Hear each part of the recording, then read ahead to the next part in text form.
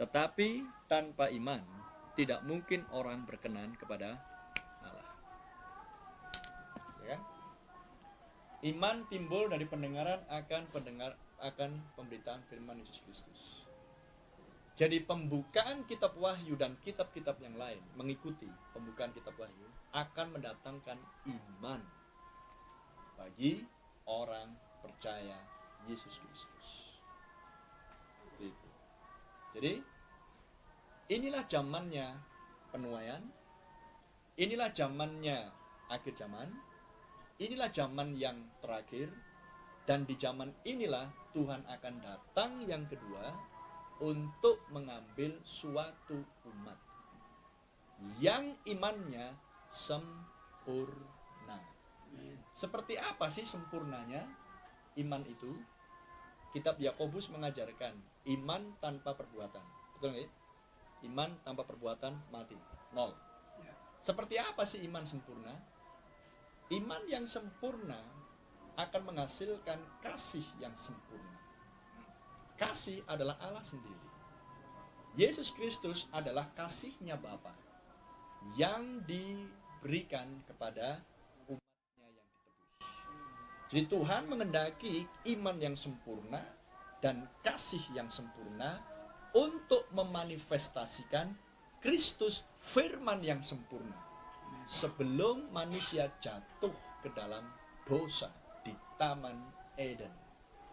Jadi seperti apa pemanifestasian, pendemonstrasian iman dan kasih yang sempurna? Seperti dulu Adam sebelum jatuh ke dalam dosa. Apa yang diperbuat oleh Adam sebelum jatuh ke dalam dosa? Mengusahakan tanah, menamai semua binatang, dan semua ciptaan Tuhan tunduk kepada Adam. Buaya tunduk, harimau, singa tunduk, dan lain sebagainya. Alam pun tunduk. Apakah sekarang harimau tunduk sama manusia? Digigit ya nanti. Jadi kemana kuasa itu? Itulah yang dijanjikan Tuhan untuk didemonstrasikan, dikembalikan di akhir zaman. Apa buktinya bahwa Adam hidup di dalam iman yang sempurna? Yesus Kristus kita disebut sebagai Adam yang kedua atau Adam yang terakhir. Lihat Yesus pada waktu hidup, begitulah Adam sebelum jatuh ke dalam dosa.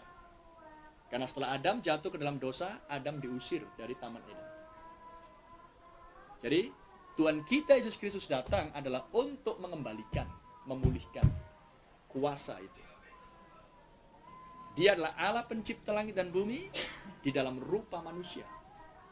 Mengembalikan lagi kuasa yang dimiliki oleh anak Allah yang pertama, hilang karena dosa, jatuh dalam dosa, dan sekarang dikembalikan lagi oleh Tuhan Yesus. Dan lihat apa yang dilakukan Tuhan Yesus pada waktu di bumi. Tidur di kapal, di buritan. Murid-murid sedang mencari ikan, naik kapal, dan badai datang. Murid-murid itu sudah dari sejak lahir memang sudah terbiasa dengan danau, ya kan? Tapi kali itu bahkan nelayan pun dibuat takut. Petrus pun ketakutan karena badai yang tidak pernah dia lihat selama hidupnya. Sampai mereka kemudian bangunkan Yesus. Nah, jadi ini pelajaran buat kita. Jangan biarkan Yesus yang memerintahkan tulis kitab Wahyu tidur.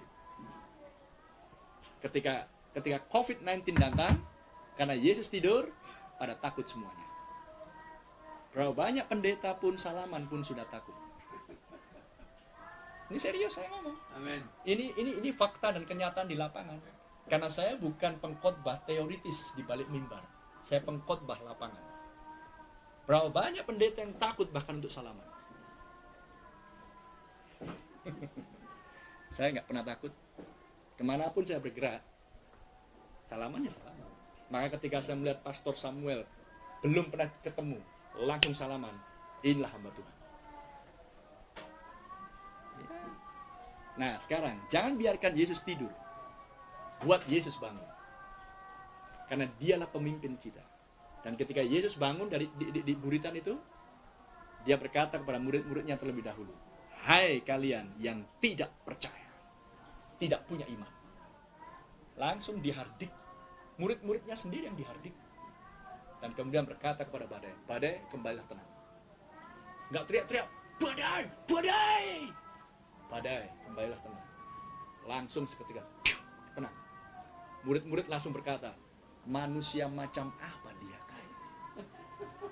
Nah sekarang pertanyaan, itulah dulunya Adam sebelum jatuh dalam dosa. Semua alam semesta tunduk. Karena kepada Adam di Kejadian 1 ayat 28 diberikan instruksi perintah kepada Adam oleh Tuhan. Kuasai semua. Berbuah bertambah banyak. Jadi semuanya tunduk pada Adam. Tapi ketika Adam jatuh dalam dosa, bahkan untuk menyentuh singa pun dia takut. Ya?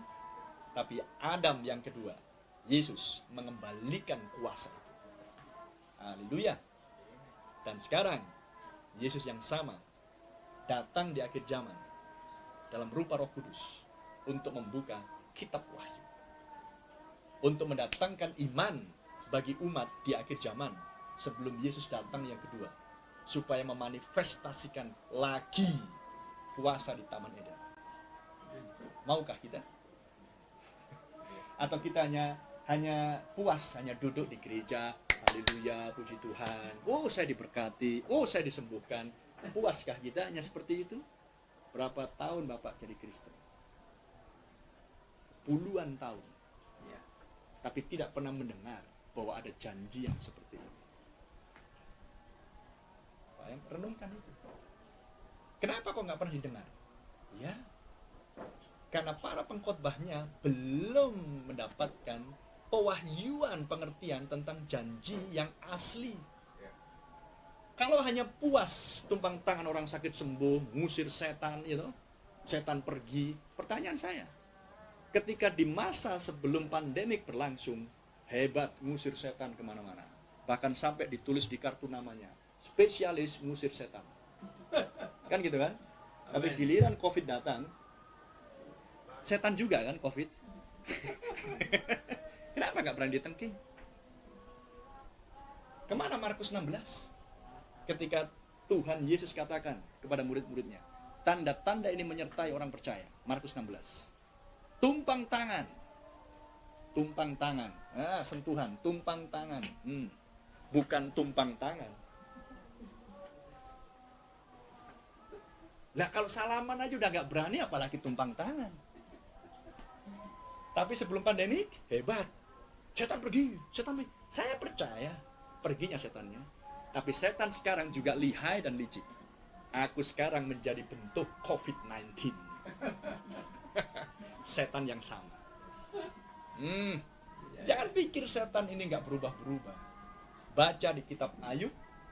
Baca di kitab Lukas ketika setan masuk ke babi-babi di Gadara.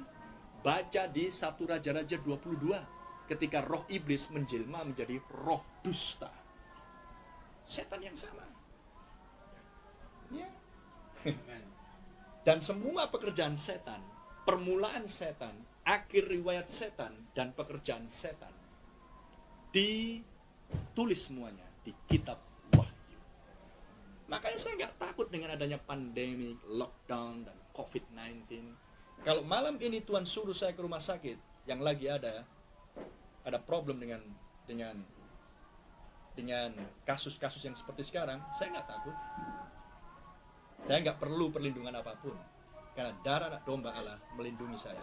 Karena saya tahu siapa yang menugaskan saya. Ya. Jadi kekristenan sekarang mengulang sejarah seperti Raja Saul. Ya kan? Sebelum Goliat tampil, Saul terlihat hebat.